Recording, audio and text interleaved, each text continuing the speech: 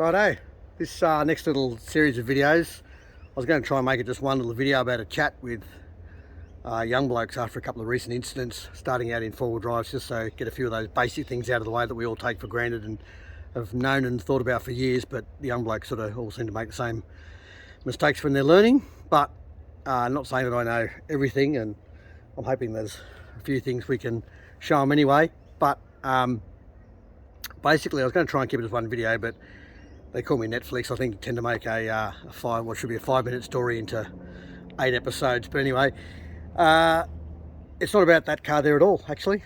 We're going to talk about other cars. We're going to talk about GQs, because I'm sick of breaking that one or wrecking it. We're going to talk about this one for a starter. But the idea is we should have a chat about the cars, the real basics. Like, we've got a very basic, pretty new addition to the yard here, standard old GQ, or nearly standard. And then we've got one over here which is obviously a lot more modified.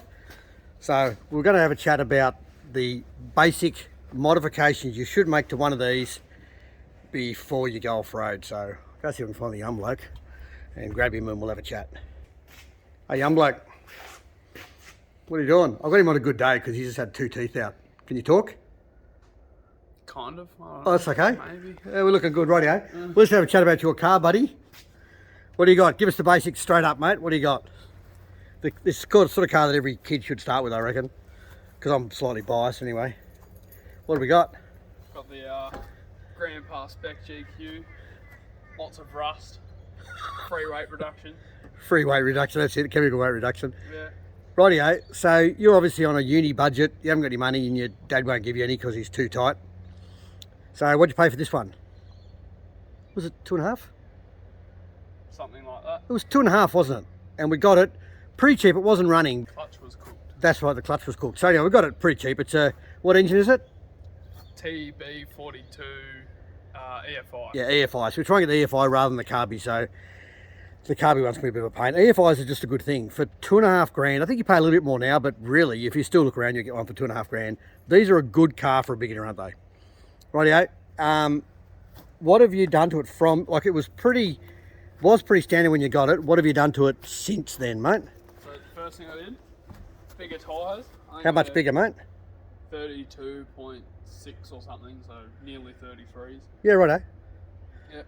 And then I put a steel bar on the front because the alley bar's no good for tipping trees over.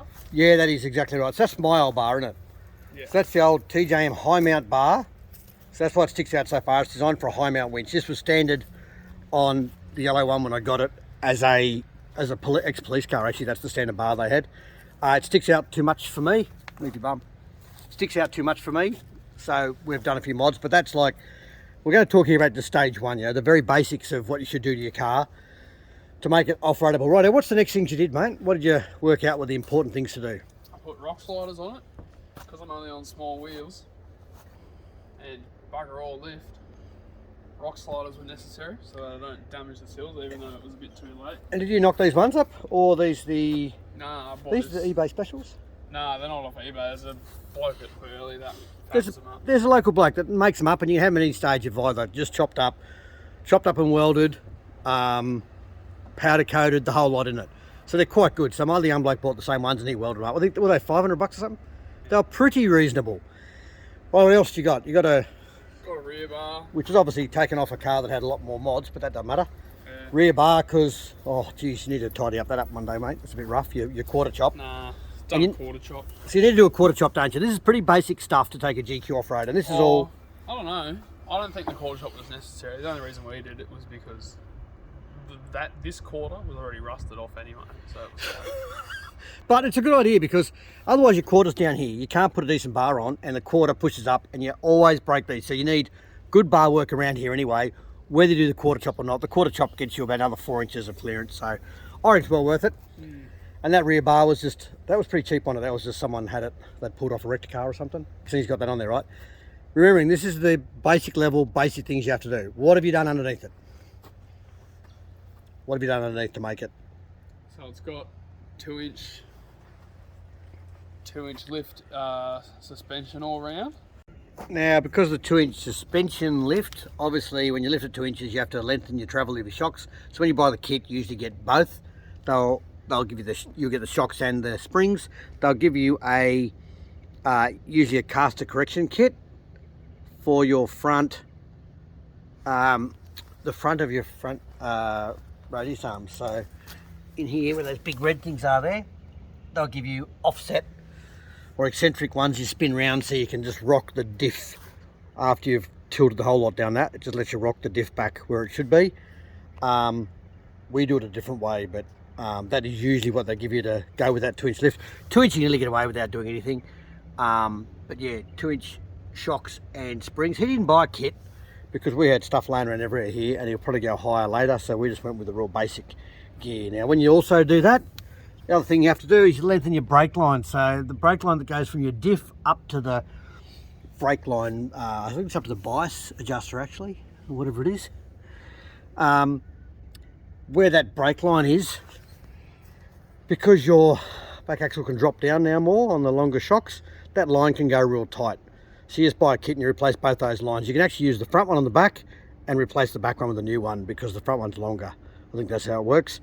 But the longer one you put, you know, on the other end, and you get one new line to replace it with. So that's usually the same thing when you do a lift kit. That will usually be part of it. But if you don't buy it as a kit, just be mindful of that. Yep. And then because of that, we've also done strengthened and lengthened arms, so the trailing arms. Right, so this is half an incident with these the other day is what instigated having a bit of a chat about them, because mate came over here with his GU and he said, Chriso, I've broken an arm, I've bent an arm, I need a new one. I can probably still drive on it, so I can't. I said, well, no, you can't. What happens is, this arm here, your rear trailing arms, as the wheel turns, obviously, from drive through the axle, it pushes the car forward. That is the arm that's pushing the car forward. So it's always under compression when you're driving. So your wheels are rotating, driving that forward. That bumps on a rock or whatever when you come out of a creek, taps it up, and of course, the wheel wants to keep on driving forward, so it just bends right up out of the way, bends up, axle rolls back, breaks the front off your diff, breaks the pinion off the diff. So that is the first thing you do to a GQ when you go off-road. That's just the most basic thing that we know they're a bit weak. Later model ones, they got stronger, but you put a longer arm, and that's so that as you raise the suspension, yeah, you lengthen them out a bit more. So you can lengthen them out, and it just brings the diff flange back to within. It's got to be parallel with the gearbox output flange, hasn't it? So it just lines it all up again. Meant to be within about 3 degrees, they tell me. So that's the other thing you do. Have you done adjustable uppers? No. You haven't. They're not as important. While it's driving, they're being pulled that way. Because they're under tension rather than compression, they tend to last okay. You'll notice after you've been doing a fair few clutch dumps with 37s, they become an issue and they elongate and break and tear the mounts out blower. That's not an issue at this stage. What you've done here is fine. So what else have you done? Have you got any different arms in the front? Standard front trailing arms? Yeah, I think all the front arms are done. So oh, panhard rod. Both panhards are done and the steering. Right, same thing again. You do the panhard because, so the panhard rod, you'll probably know this, but I'll keep talking anyway. The panhard rod, this one comes across here to basically hold your axle level under the car because it's on trailing arms, bushes, springs. That is the one that locates it sideways. Now, I'll find a picture of it. If I do, I'll cut it into this. Made out one day with stock standard, and he's hit that against the side of a groove, what do you call it, bum crack sort of thing. And I must have been this one, and it's basically pushed and twisted, and this panhard rod had a big bend in it, because the standard ones are pretty weak. So we had to take it out and straighten it just to get his axle back under his car. But when he did that, the wheel was about 4 inches out the side of the car. It wasn't a good look. But anyway, that is the other one you do. And you have them adjustable like this, purely so as you lift the car, even from 2 inches up really, as you lift the car, you can get the axle centered back underneath the car again so that your wheels don't stick out further one side than the other side. You've also put big mud flaps on here, Ray? Yeah, I took it away a couple of times and lost a couple of flares, so... Yeah, this is just conveyor belt rubber. Nice job, mate, look at that. And bolted on properly. They're just like, they'll flex a bit in and they just don't break. And police up here are really onto this wheel overhang thing, or wheel offset, so you just got to have them covered with mud guards and it's all good. So is that everything we need to do to it for starters to take it off-road? Basically, it's the front and rear adjustable panhard rods. The rear one's more important because it's weaker and they actually bend. The rear trailing arm is the most important thing. Bar work obviously just protects. So some things you're doing for off-road ability, which would be your 2-inch springs, bigger tyres, would be for off-road ability. Yeah. All obviously your bar work is for protection, panel protection. Yeah. And your rear trailing arm stronger is for mechanical protection. Yeah. So basic boils down to how much stuff you want to do with your car. Snorkels, like look at that, it's an old, same thing, that's mechanical care factor for the car. If it go underwater, you need a snorkel, and I've got videos of this going, this deep in water. So snorkel is a must if you're going lots of water. If you do, you also lengthen your breathers. So this is another basic thing you do, like the breathers off the diff. There's breathers, you'll see them come at the top, highest part of the diff. There's a breathing line, comes up to somewhere in here from memory, up in under here, wherever. That, the manual transmission, the transfer case, and the rear diff, all those should come up to a breather, plug in this thing. It's up here somewhere. Yeah, there you go. That's got 2 lines though with the diff breathers. Must be working out where I put the other ones, but there you go. All 4 of them need to come up out of the water. It's pretty basic stuff, but you know, if you don't know, you don't know. Danik, they're obviously your diff and auto breathers. There's nothing, are they Bluetooth? Yeah, they're Bluetooth. Have you got diff breathers and shit on this? To test your snorkel, when you actually do fit a snorkel, you got to test it. We had one recently that wasn't tested and he went into water, it just sucked water everywhere. You just cover that up while the car's running. The car should nearly stall. Now, this one's, I think this one stalls. This one doesn't. It actually sucks the whole side of the guard in and just goes down to the slowest idle. But we know if it's sucking the guard in, it's not going to try and suck water in rather than sucking air through there. So, but with that one covered, it does slightly run, as does a Barra. My son's Barra Turbo also runs with the snorkel covered, but you'll see the revs should die right down like it's struggling, so that you know the snorkel's not got any issues. The guys the other day was also a Barra GU, and he had an airbox here, and the airbox had been fabricated and had a big hole in the bottom for a duckbill valve, and there was no valve fit in it, so he sucked in a gut of water, and the boys spent a few hours pumping the water out of it.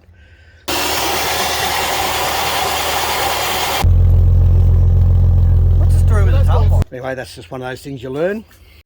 So he's got the standard diff ratios at the moment, and with the standard tyre, or 33-inch tyres, you get away with that, no worries. The next level really, after the basics, and you've got some stronger arms and a few things, you start more off-road and you start to lift it up more, or you put bigger tyres on, other things come into play. Like, so as soon as you go to bigger tyres, it's very likely, on 35s you might be right, depending on how grippy your tyres are. But the next thing that happens, depending on how much horsepower you got, is you start doing CVs in the front of a GQ. You probably all know what a CV looks like, but basically, this is my collection of broken stuff. This is a CV here out of a GQ. This is actually a good strengthened one. These were Caulfield ones from back in the day, and they had an extra ring around them to strengthen them. But when someone drives on bitumen and forgets to take out a 4-wheel drive, they break anyway. But now when you break one of these, it's worth mentioning here, you always pull the hub off. The hub's pretty easy to get to, and you just check that you grab the end of it and see if it rotates without going clunk, clunk, clunk, clunk, clunk. If this cage all falls apart and this is broken and cracked through here, what happens is you're driving along and you'll turn the steering wheel, and as you turn the steering wheel, the balls and I can go into a different position, and it's all jammed in the big swivel hub. Hang on. All gets jammed in this swivel hub, and then you've steered one way and these bits all fall out and you can't steer the other way because the bits are jammed in there. Now this happened to one of my young blokes. He broke a CV. It was pretty scary. He drove down the highway, it was all good. But then he went around the roundabout and he steered to go around the roundabout and it wouldn't straight. It just kept on going that direction. So he could not steer. You have to rock the steering wheel. Oh, it's pretty scary. You imagine going along, especially a TD, you might be doing 180, 470 maybe if you're down Mooney, and you go to steer around a corner and then the wheel doesn't come back. You just steer straight off the side of the road or whatever. It's very, very scary. So what you do, you quickly rip that hub off and you just grab the CV and try and spin it. And And you'll soon see if it, you'll probably feel if it's broken. If it doesn't spin freely and you know that one's broken, you've got to pull it out. So it's a whole nother art trying to work out which one's actually broken or what's broken. Usually you have to jack a corner up, lock her on, lock her off, fiddle with this, lock it in, lock it out, spin things over. It's a bit of a muck around, but you'll soon work it out which bit's actually broken. Process of elimination. But yeah, you rip that hub off, have a spin. If it doesn't spin like it's just a shaft broken clean off with no noise, pull it apart, pull the whole CV out, put it back together, which you can do with these without the axle in, so you can still drive home safely. Or put another CV in if you've got a spare, which you probably will. If you run 37s, you'll probably have a spare CV. Just saying. While they're okay with no lockers and smaller tyres, as soon as you go to bigger tyres or a locker in the front, definitely when you go to both, and most definitely when you go to 37s, which we usually run on this car. So we have the 37-inch trippies in the trailer there. When they go on, you then you obviously then start breaking other stuff. So at that stage, you definitely go GU disc, which this one's got.